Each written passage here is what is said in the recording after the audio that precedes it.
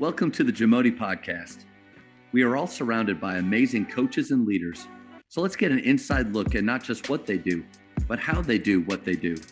After all, becoming the best versions of ourselves is JAMODI, just a matter of doing it.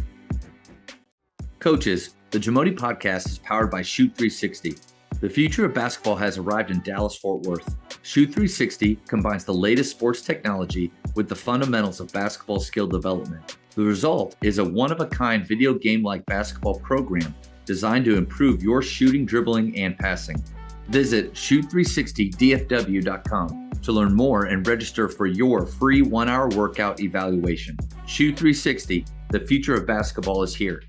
You started off our talk saying that when you got back into your faith, you really started looking at things more through the lens of significance.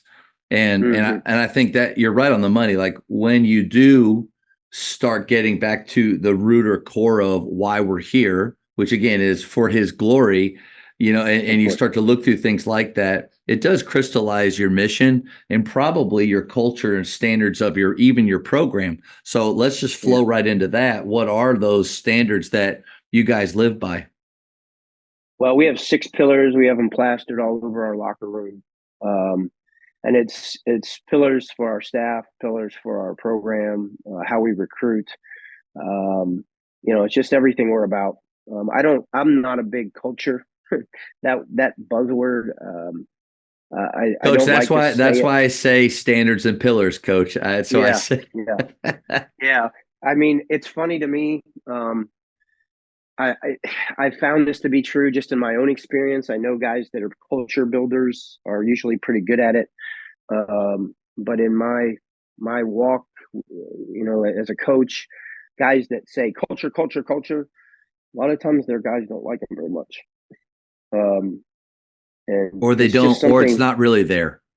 Yeah. And I like just discipline, found that out. like discipline. Yeah. We're disciplined. Yeah. We got a lot of discipline. Yeah. Maybe not. So I don't love to use that word. I know there's some people that are really good at it. I've worked with some people that are really good at it. John Kaufman was really good at building that. Everybody that's successful in our business is really good at building culture. They just do it differently. Yep. And so I don't like that buzzword. I'm with you. I like how you phrase that. But with us, it starts. I think number one, our first one is great people with high character. This team that I had this year, we won 25 games. We won the conference.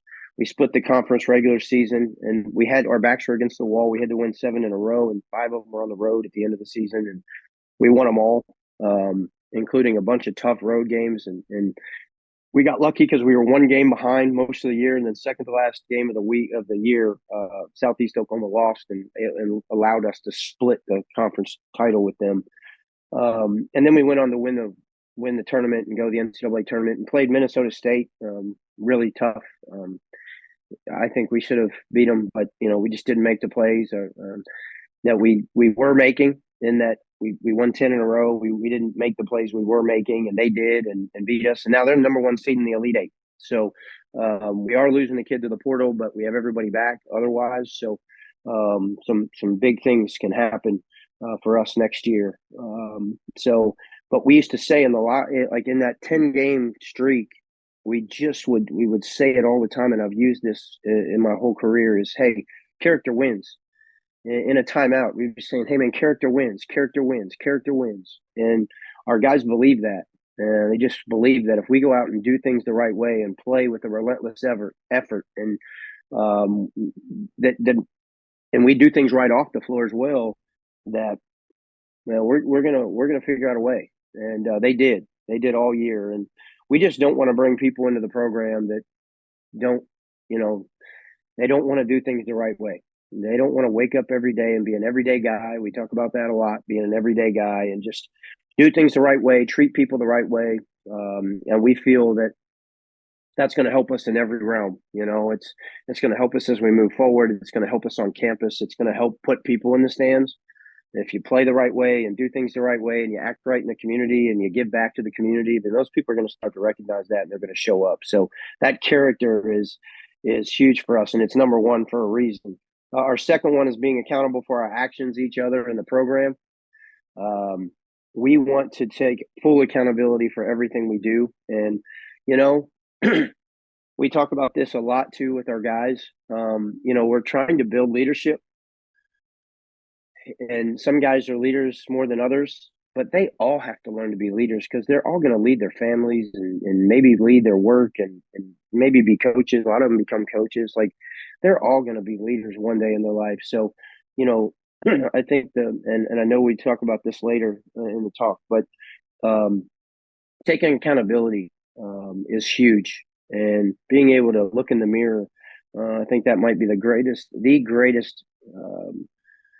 aspect of leadership that there is. Just being able to be accountable and say, hey, this one's on me, even when it's not sometimes. But we're accountable for our actions. We want to be accountable for each other. We want to police each other.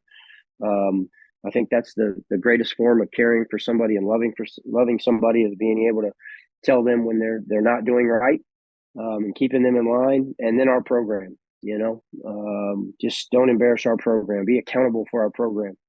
The third one is my catchphrase. It's what we're about, and that's relentless. We want to be relentless as a student in the classroom. We want to be relentless on the floor. Um, we just talk about that all the time. Multiple efforts, multiple efforts, multiple efforts. Never quit on a play. We say, I borrowed this from John Kaufman at Fort Wayne. Don't die on a vine. You get beat off the dribble. Don't die on a vine. Don't stop playing. Multiple effort. Make a play from behind. Must at Arkansas always says, rear view contests. If you get beat off the dribble and the guy pulls up mid range, you contest it from behind. Don't foul him, but make him see you from behind, and calls that a rear view contest. So we talk about being relentless all the time and trying to fix it. Basketball is 80% advantage, disadvantage, and a lot of times you just got to fix it. And we talk about that, and that relentless effort, just keep coming at you and keep coming at you. And we believe that as hard as we want to play, we can only play 3 to 5 minutes at a time. And when we get our guys to buy into that, you might only sit down for a minute or two, but we want 3 to 5 minutes as hard as you can possibly play, relentless, relentless, relentless. And that's and we want to tackle life that way too. Whether it's classes, whether it's your family, whatever it may be, we just relentless effort. 4, we want to get better every day. We're committed to getting better every day. We said that earlier, everyday guys that, want to get in the gym and do the extra work, but also come to practice with that mentality that we're not going to waste a day and we're going to get better every day. And I'll tell our guys all the time, man, if you come not ready to go, then we might be back here at 10 p.m.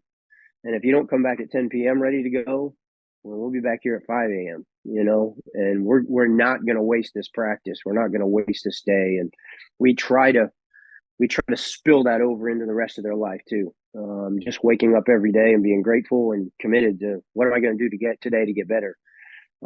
5 is, and this is a big one, and this goes back to Patino and Cal, and, deserving of our success and learning from our failures. We right above our board in our locker room, it says deserve success. And we are a big believer in you deserve what you get. If you're standing at the free throw line down 1 with 2 shots and 3 seconds on the clock, in your mind, you might not admit it, but in your mind whether you deserve to make these 2 free throws. If you pull up for a 3 down 2 with 2 seconds left in the conference championship game, you subconsciously know whether you deserve to make it or not. Yep. And deserving that leads to confidence. You deserve what you get. You make your own confidence. And we believe in that a ton. And then when we do fail, we learn from it and we don't let it happen again. We don't want to make that mistake again. At Minnesota State, we made a really huge blunder at the beginning of the half. We changed up a little, and I was mad at myself. I took that ownership, took that accountability because I did it. But we wanted to mess them up at the beginning of the half, and we threw a junk defense at them, so to speak. And one of our kids just dropped the ball. I mean, I don't know if he forgot. But he ran away from the conference, the region player of the year, and bold strategy. They threw it right back to him, and he hit a 3, and they ended up hitting 7 in a row. And 9 of 13 in the second half. And still, we had the ball, with down 5 with 3 minutes to go and didn't score. And, it went back and forth a little bit and we ended up losing by 7. But that one play Yeah. started the barrage of threes, and they had 5,000 people in their arena. I mean, it was an unbelievable atmosphere. And that, shooting is contagious, especially when there's 5,000 people cheering for you. And he hit that three, and next thing you know, they hit 6 more. And, we go from being down 1 at half to down 11. And we had to battle back and battle back and battle back. And we did, but we couldn't get over the hump. But that one mistake, and so we talked about it right after the game. I know we just lost, but we've got to learn from what just happened. You guys have to understand that every possession matters. That one gaff, I believe it. If we would have got to stop that possession, that game could have turned out completely different. Because you're not sure that they go on that 7 in a row run of threes, and some of them were just crazy hard shots. Yeah. But they were confident because they saw the first one go in and they heard the crowd go nuts. And it never quit. It spilled over the rest of the tournament. They won the next day by 25, and then they hit a buzzer beater against Northwest Missouri, and now they're the number 1 seed in the Elite Eight. So we have to learn from that. We've got a lot of guys back, and we need to learn from that because next year there's a good chance we could be back there. So that's huge. And then the last one, and I added this probably about 7 or 8 years ago, because I thought there were a lot of entitlement going on. People thinking they should get something, not earning it. So we put our last one, the 6th one, is appreciative, humble, and enthusiastic, and never entitled. And that is, we don't want to expect things just because we have the Arkansas Tech sweatshirt on, basketball sweatshirt on. We don't want to expect anything in our community. We don't want to expect anything from our teachers. We don't want to be treated any different. We want to be an everyday guy that shows up and is relentless and deserves what they get, and we want to be enthusiastic about it. I saw something yesterday watching the tournament, maybe it was 2 days ago, Shaka Smart talking about energy. And, that's a big part of what we do every day too. That being that everyday guy is being enthusiastic, bringing that energy. And some people are better than others. You got to pull it out of some guys. But just bringing that energy, being grateful for where you're at, being where your feet are at, and never thinking that you're owed anything. You don't deserve anything. And that's something that we're going to have to deal with next year. We had a huge year. We're defending conference champions. We've got everybody back. Who cares? We haven't done anything. It's a new season. So that's something that we'll have to fight pretty hard next year. But we have a good group and we have high character. So I think we'll handle it pretty well. And I appreciate you sharing those 6 things. And I can see definitely how I'm going to use the word culture, but that can really shape the culture of your program, how you handle winning and losing, how you handle every day. Because to me, there's a nice flow throughout. If you're relentless, you're probably going to be getting better every day. If you're getting better every day, you've earned the right to have success. You've earned the right to believe that good things can happen for you. But then always comes back around to that's over and nothing is guaranteed. I want to hit the character part though, because you have the opportunity to recruit the guys that fit these 6 things. You get to have your guys. And I am at a private school, but believe it or not every private school recruits. So I look at it as whoever God brings in the door every year. And sometimes there's some good hoopers in that group and sometimes there's not. Right. But most high school coaches don't or can't recruit. So if you have these guys on the bus and some of them necessarily don't line up with character wins, and it might not be necessarily just their fault, because you're also sometimes dealing with the character of the family, the character of the parents. And I would imagine maybe accountability starts to come in. But what's your advice if a coach wants to establish a culture, that character, doing things the right way, especially when no one's watching? That's important to us. How does he go about doing that with kids from different backgrounds, different families? Yeah, I think So I used to say that all the time. I still think this way, um, but it's really easy for me or for any coach to in the cut to college level. And again, there's two reasons why I didn't become a high school coach. One of them is the fact that I couldn't change my team when I needed to. Mm. Sometimes you can't do it. You just got to take what you get. And that's a different realm. I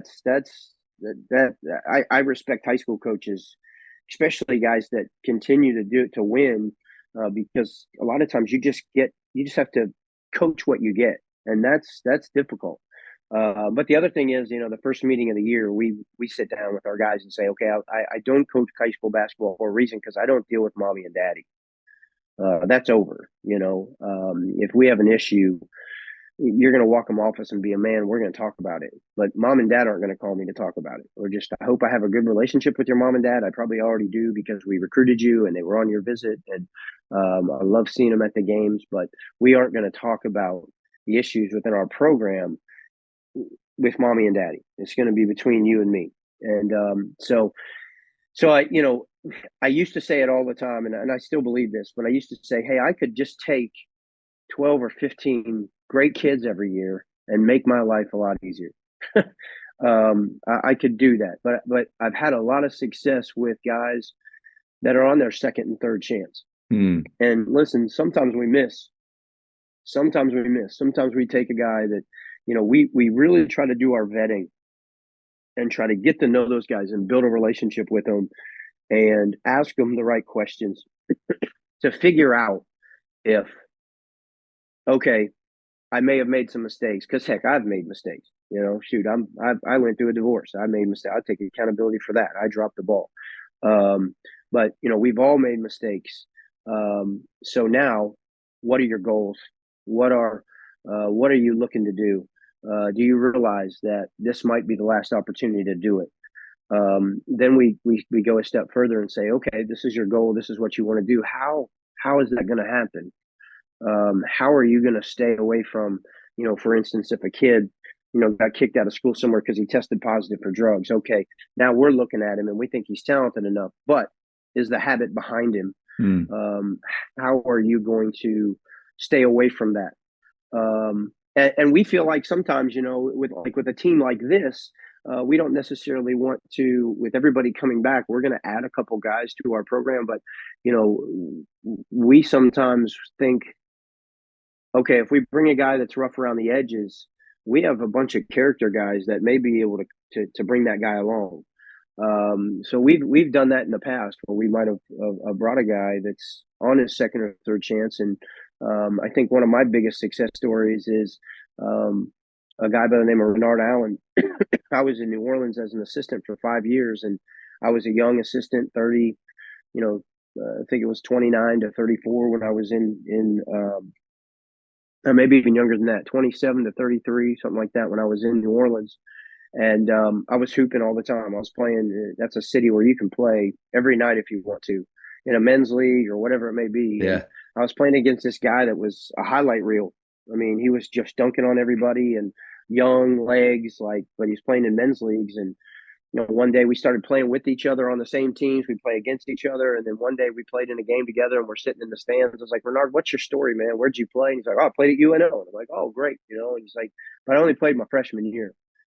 And he goes, my sophomore year, some things happened. I, had some girl issues and got in a scuffle with somebody and got stabbed and ended up quitting the team. And then I got a good job driving the truck. And then I met my wife and then had 2 kids and, now just living life. And I said, so you never got your degree? No. Never finished playing basketball? No. I said, okay, well, a year later, I get the job at Arkansas Tech. And, we have the 2-year non-participation rule where guys are basically, if they were qualified out of high school and they've been out of school for more than 2 seasons and haven't played, they're eligible immediately, regardless what the transcript says or whatever. And I called Renard that first year and said, hey, man, I got a scholarship for you. And he said, Coach, I just don't know. He said, call me next year.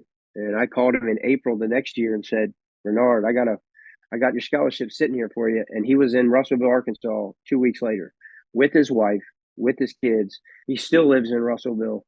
and he played 3 years for me as a 28-year-old sophomore, a 29-year-old junior, and a 30-year-old senior. Wow. And he was first team all league his senior year. He was conference tournament MVP his junior year. He helped build the program into the number one team in the country. And just, a kid that was, when he went to college the first time, didn't have his priorities straight, made a lot of mistakes, was dabbling in drugs and alcohol, just, wasn't doing the right things. And now he had a family and wanted to get a college degree, but no one ever offered him the chance to do it. And now his son plays for me. So, it's crazy. So it's full circle. And that's an amazing, sorry, go ahead. No, I laugh now. I joke now with guys. This is my first grand player. So, thank you for checking out today's episode. Please take a moment to subscribe to this podcast, share it with your fellow coaches, and find us on social media for what's coming up next on the JAMODI podcast. It's just a matter of doing it.